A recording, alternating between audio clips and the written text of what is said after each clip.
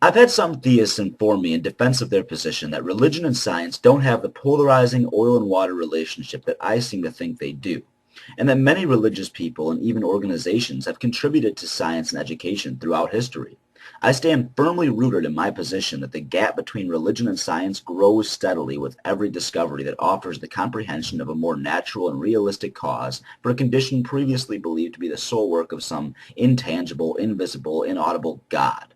However, in response to the claim that all scientific people aren't entirely opposed to religion and vice versa, I really need to dig into my toolbox of vocabulary and articulacy to arrive at, duh. Of course, the Catholic Church was responsible for starting and protecting many universities, and in more recent years have led the way for Christians to accept evolution and pull themselves from the abyss of ignorance that is creationism. Good job, Catholic Church. Just work on the pedophile priest and creepy Vatican cult thing. I've never taken the position that no religious people care for science and education and that no scientists believe in fairy tales like the God of the Bible. From my observations, both sets of people allow for a disconnect as it relates to the other field because of what it can provide for them.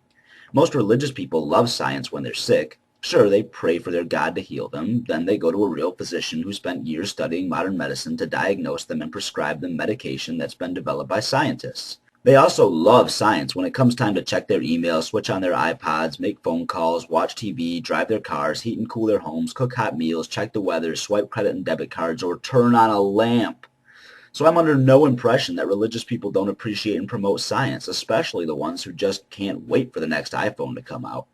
Those same religious people tend to refuse to remove that blind spot of religious appreciation for when it comes to the things that just might contradict the parts of their religion that they couldn't justify being untrue. Most of those people in the field of science who do go to church on Sundays, including the creationist science teachers in my own school, are very intelligent in their disciplines. But they allow a suspension of their disbelief to indulge in the gratification of that warm, fuzzy feeling they get from religion.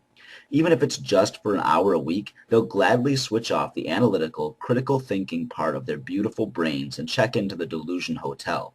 It's a very easy thing to do, especially if they need help coping with the concept of their own insignificance, the idea that their time of existence is a finite thing, or even if they just need to think that the most powerful and undefeatable force in all existence is in their corner, ready to address their complaints in exchange for their praises. This is similar to our ability to enjoy movies where we know that every emotion, explosion, and even word spoken on the screen is scripted, acted, and artificial. We still enjoy it and allow it to affect our real emotions.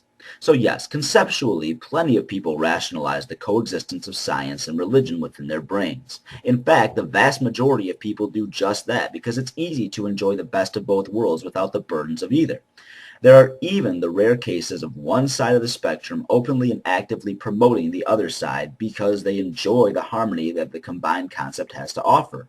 I just prefer not to kid myself and scoff at the attempt of religious people to leech credibility from the scientific world because so many people have done enough mental gymnastics in an effort to fuse those two realms. Sorry, theists, but I'm not impressed.